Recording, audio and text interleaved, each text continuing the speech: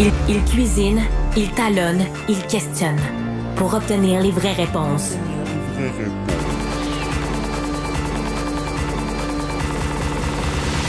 Du Trizac. Bon, pour ceux qui se posent des questions sur la métropolitaine, ceux qui sont sur la métropolitaine présentement, ben je vous offre un peu mes condoléances parce que c'est souvent bloqué, c'est souvent le bordel et on a des intentions au ministère des Transports depuis un certain temps de vouloir retaper la métropolitaine. Avec nous, Louis T. Lemay, qui est président du cabinet Lemay, parce que là, on veut proposer une autre façon d'aborder la réflexion de la métropolitaine. Monsieur Lemay, bonjour. Oui, bonjour, M. Duzac. Merci d'être avec nous. Alors, ça, on parle de la portion surélevée qui fait à peu près 12 km et demi. Et vous, vous savez qu'il y a un projet au ministère des Transports. Qu'est-ce que vous avez proposé? Mais en fait, nous, ce qu'on dit, c'est que il y a l'opportunité d'utiliser un investissement public majeur pour refaire l'autoroute métropolitaine, pour aider à trouver des solutions sur d'autres enjeux de notre société d'aujourd'hui et ne plus juste faire des projets en silo, mais de le regarder collectivement, puis d'ouvrir un débat public sur la façon dont on fait les projets. Donc, nous, ce qu'on propose, c'est de se servir de cet investissement-là comme un levier pour régler des problèmes de véhicules, mais de mobilité active, de mobilité collective, également de créer un meilleur environnement de vie pour les Montréalais, puis de participer à trouver des solutions à la crise du logement, puis aussi réduire notre empreinte de carbone, puis réduire les émissions. Ouais, vous avez de l'ambition, vous, là. Ben, je crois que si on vise pas l'excellence, c'est difficile d'atteindre quelque chose. Ouais. Puis que dans la société d'aujourd'hui, on voit que la façon dont on a tout le temps fait les projets, on a des résultats qui sont correct, mais si on peut se servir de nos investissements pour en plus être capable de les multiplier pour atteindre d'autres objectifs, même si on les atteint pas tous, c'est déjà quelque chose de bien. Oui, parce que là, on veut, c'est un projet à long terme, là. On veut pas recommencer dans 5 ans ou dans 10 ans, puis c'est un peu l'habitude qu'on a au Québec. Là, c'est une cicatrice sur la face de Montréal, là, l'autoroute métropolitaine. Comment vous voyez la réflexion, là? C'est quoi votre plan? Ben, effectivement, c'est une cicatrice, puis c'est une infrastructure qui a été conçue dans les années 60. Aujourd'hui, mais les besoins sont quand même différents. Oui, c'est l'artère qui est la plus utilisée au Canada, puis on a besoin de l'autoroute. Idéalement, il y a beaucoup de gens qui auraient aimé la mettre souterraine, mais on comprend que c'est presque impossible parce qu'il y a toutes les infrastructures qui traversent toutes les rues transversales, donc elle doit être aérienne. Mais à partir du moment où elle est aérienne, on se dit, mais pourquoi vous profitez pas du fait qu'on construit un nouveau tablier, oui, pour régler le problème des véhicules, se servir du sol sous l'autoroute pour mettre des voies véhiculaires régionales, aussi prévoir à long terme le transport collectif, que ce soit un tramway ou un train léger, qui pourrait être au moins prévu pour le long terme, parce qu'on sait qu'il n'y a pas de lien collectif d'est en ouest. Donc, se servir de ça. Puis on dit, mais si on pousse la réflexion encore plus loin, pourquoi on ne sert pas de la valeur foncière du terrain sur lequel l'autoroute métropolitaine pour, avec les droits aériens, de créer un parc aérien longitudinal qui permettrait de relier le nord et le sud des quartiers, puis également on a évalué rapidement la possibilité de créer jusqu'à 3000 unités de logement sur ce tronçon-là.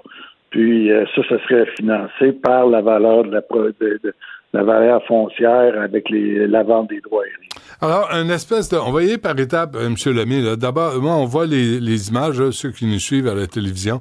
Mais là, d'abord, il y aurait un REM. Là. Il y aurait des voies de chaque côté au niveau du sol. Et il y aurait une voie surélevée par-dessus. Et par-dessus ça, il y aurait une plate-bande qui recouvre tout ça avec une espèce de parc et une promenade. C'est exact. Un peu comme, on peut dire, ça peut être un REM ou un tramway. Ouais. Le mode exact pourrait être défini. C'est pas pour demain, en fonction des besoins. Mais effectivement, l'idée, c'est de créer une autre dalle par-dessus l'autoroute, un peu comme le High Line de New York, mais celui-ci serait habité. Puis ça permet aussi de réduire le bruit, la poussière, les émanations, l'entretien. Puis on prévoit mettre des panneaux aussi sur les côtés avec la végétation, justement pour agir comme filtre au niveau acoustique puis au niveau de toute la pollution. C'est intéressant. Mais dans votre image, M. Lemay, il n'y a pas de camion, puis on sait que la métropolitaine, elle est vraiment utilisée par le camionnage. Il y aura des camions, là, c'est pas... Ça pose pas de problème? Ce qu'on prévoit, c'est que la métropolitaine reste pour le même usage que les privés. On ne change pas son usage. Ouais. Est-ce que vous élargissez, est-ce que vous augmentez la fluidité, le nombre de véhicules? Parce que là, on parle dans le centre de 60 000 et 180 000 par jour véhicules qui passent sur la métropolitaine. Est-ce que ça, votre plan, ce que vous proposez, est-ce que ça donne plus d'espace ou est-ce qu'on peut ajouter de la fluidité? Nous, on propose... on pourrait le faire. Nous, on propose simplement de refaire ce que le ministère du Transport entend reconstruire. Parce qu'eux ont fait leurs études d'achalandage. Nous, on n'a pas fait d'études d'achalandage. Nous, on dit juste, si vous le construisez, faites-le, mais en même temps, servez-vous de l'espace en dessous là, ça va aider la fluidité parce que là, on va pouvoir ajouter des voies pour le transport régional. Ça va décongestionner Crémazie, qui pourront devenir des voies locales, qui vont devenir beaucoup plus intéressantes à ce moment-là pour les résidents puis ceux qui ont des bâtiments sur le front de rue. Oui. Monsieur Lemay, est-ce qu'on oublie l'urbanisme? Vous êtes architecte, j'ai l'impression qu'on se promène à Montréal, là, puis on prend des raccourcis, on construit des immeubles en verre puis en aluminium.